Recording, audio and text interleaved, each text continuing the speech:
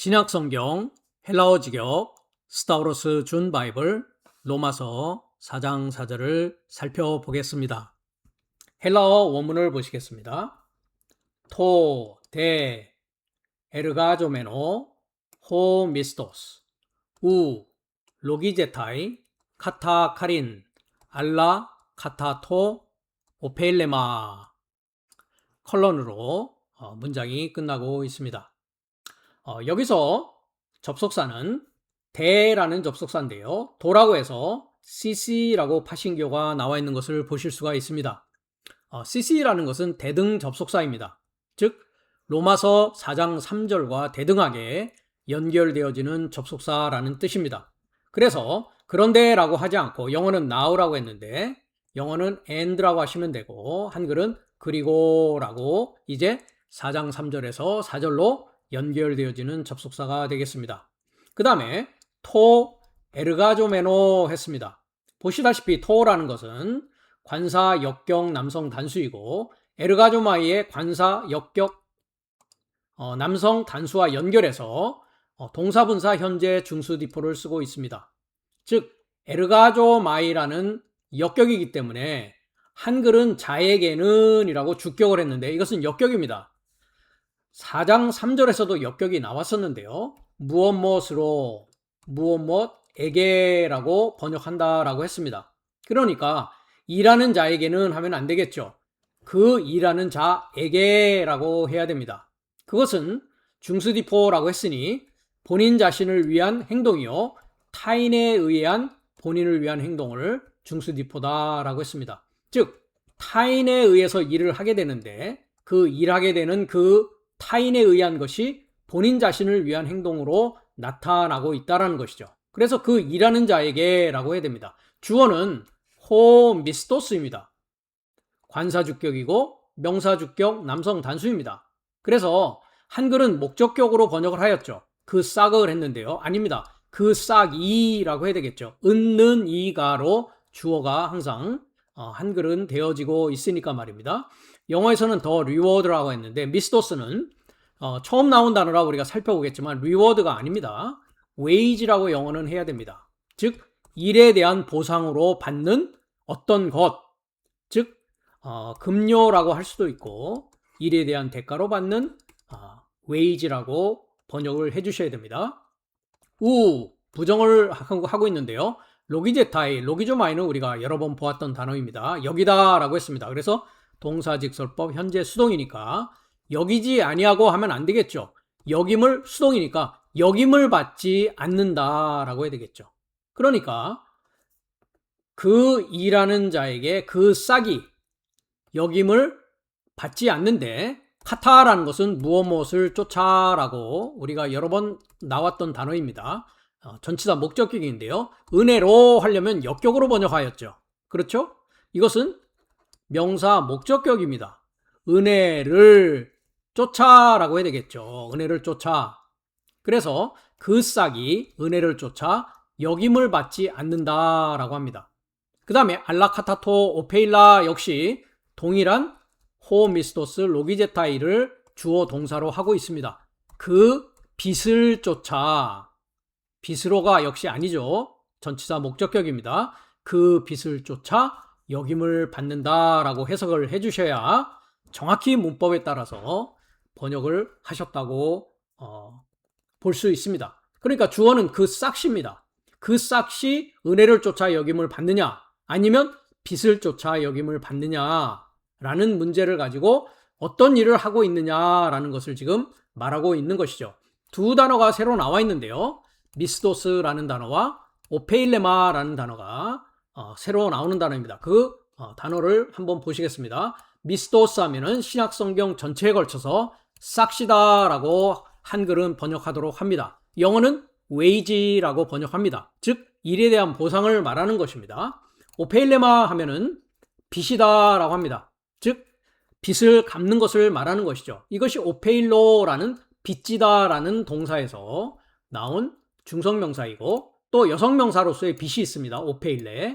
남성명사로서는 오페일레테스, 즉 빚진 자라고 번역하시면 되겠습니다. 해설을 보시겠습니다. 여기서 그 일하는 자는 로마서 4장 3절에서는 아브라함의 믿음의 통과를 이야기하여서 의에 이르고자 그가 믿은 내용을 이야기하면서 이제 4장 4절에 나와서 율법을 일하는 자를 말하고자 하는 것입니다. 그래서 여기에서 일하는 자는 넷째 날, 다섯째 날 모세의 율법을 가지고 자기의 능력과 자기의 지식과 지혜로 지키려고 하는 자를 말하는 것입니다. 그래서 율법의 일삶이라는 것을 우리가 로마서 3장을 통하여서도 누누이 살펴본 바 있습니다. 율법은 죄를 인식하는 것이지 율법의 일삶으로서는 의롭게 될 수 없다라고 했습니다. 그래서 그 율법을 일하는 자에게는 그 일에 대한 보상인 싹시 은혜를 쫓아 여김을 받는 것이 아니라 빚을 쫓아 여김을 받는다라고 지금 로마서 4장 4절은 말하고 있습니다. 즉 율법을 일하는 자에게는 하나님의 은혜가 존재하지 않는 것이죠. 왜냐하면 본인 자신이 그것을 지키고자 하는 것이요, 그 율법에 대한 의로움과 율법의 그 선함을 알지도 못하는 상황에서 개인의 능력으로 지키고 또 부자 청년과 마찬가지로 지켰다라고 생각하는 그 자에게는 하나님의 은혜는 존재하지 않는다라고 합니다. 에베소서 2장 8절에서 9절인데요. 본문을 보시겠습니다. 왜냐하면 그 믿음의 통과로 구원받았던 내 삶이 은혜로 존재한다라고 했습니다. 그 은혜는 네 삶에서 나지 않고 하나님의 선물이다라고 했습니다.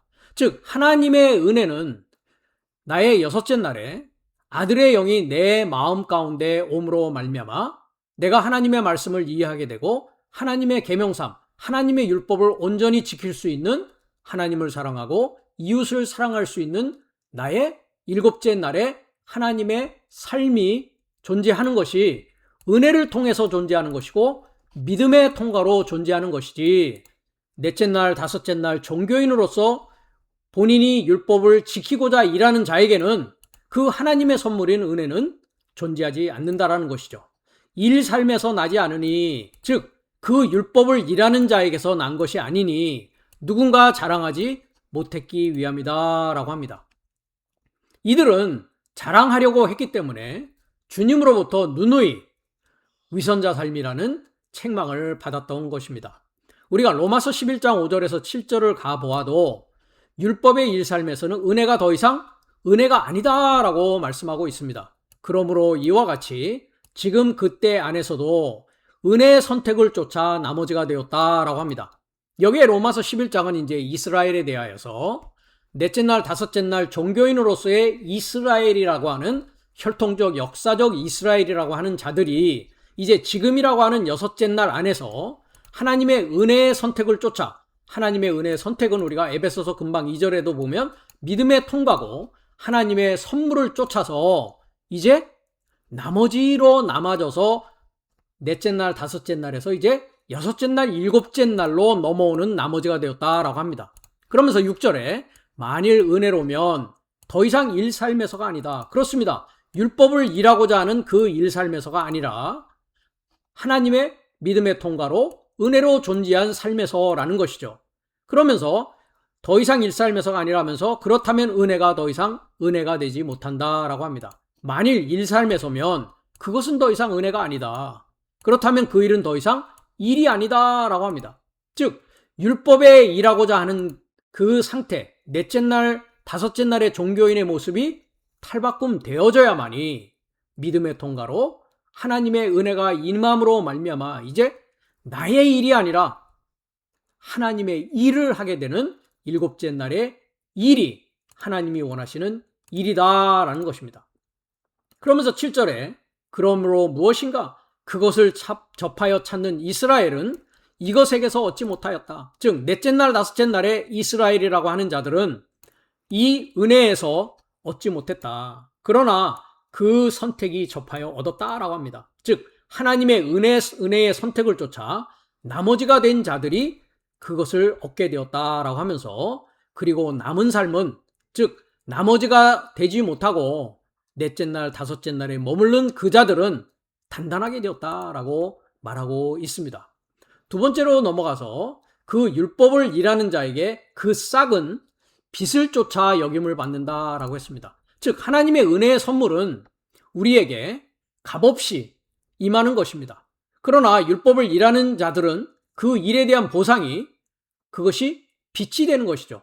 하나님에게 갚아야 될 빚으로 남아있기 때문에 그것을 갚기 전까지는 은혜를 통하여서 선택받을 수 없다라는 것입니다.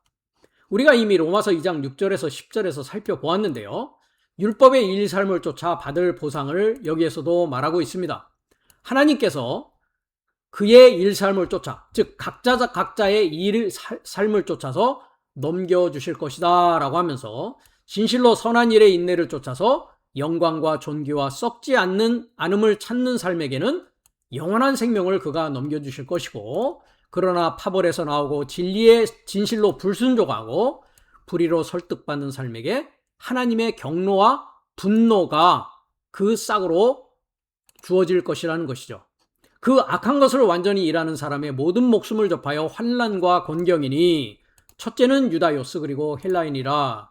그러나 그 선한 것을 일하는 모든 자에게 영광과 존귀와 평화가 첫째 유다요스에게 그리고 헬라인에게다 라고 하고 있습니다.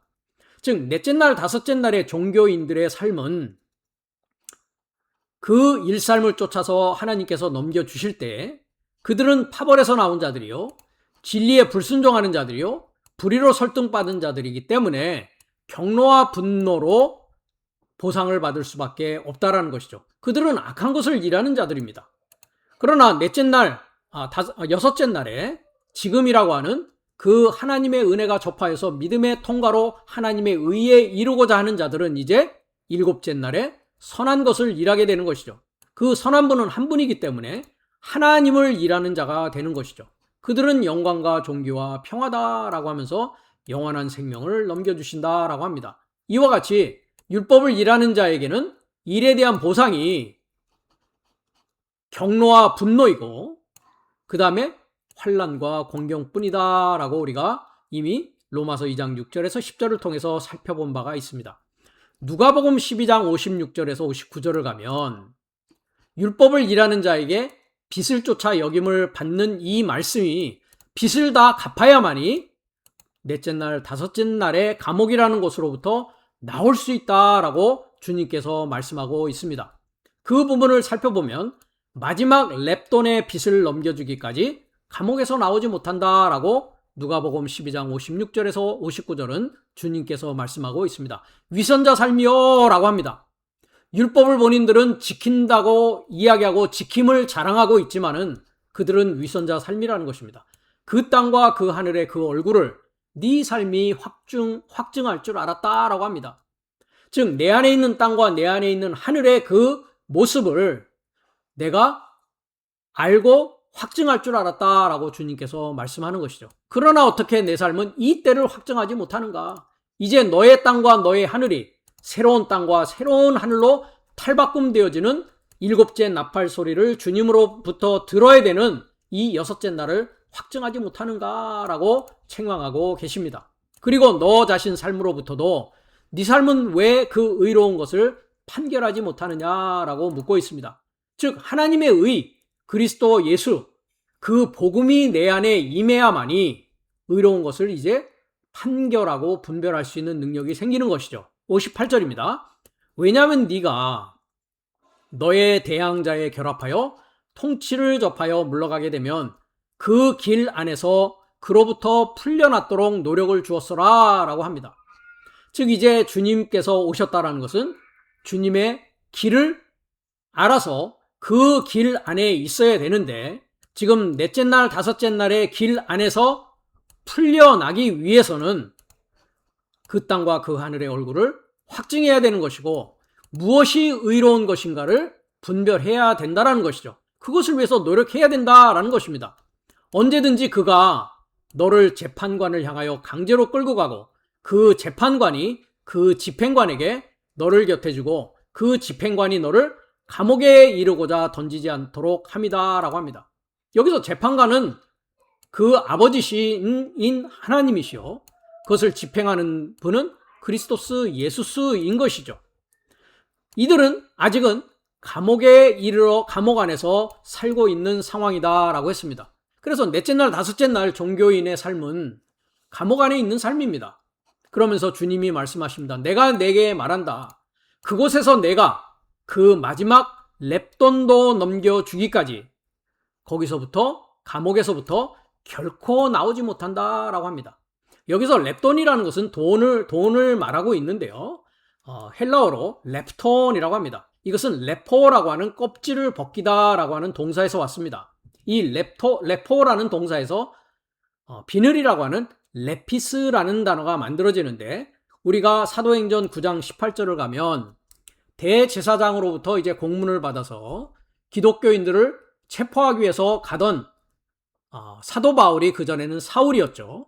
그 다메섹 도상에서 이제 주님을 만나는 그 장면입니다. 거기에 그가 쓰러지면서 눈을 떴음에도 불구하고 볼 수가 없었죠. 그러나 주님의 제자인 아나니아를 통하여서 아나니아의 안수를 받고 비늘이 벗겨짐으로 말미암아, 눈의 비늘이 벗겨짐으로 말미암아 그게 그가 밝히 볼 수 있었던 내용이 사도행전 9장 18절에 나와 있습니다. 즉 마지막 렙돈이라는 것은 보지 못하는 나의 상황을 말하고 있는 것이죠.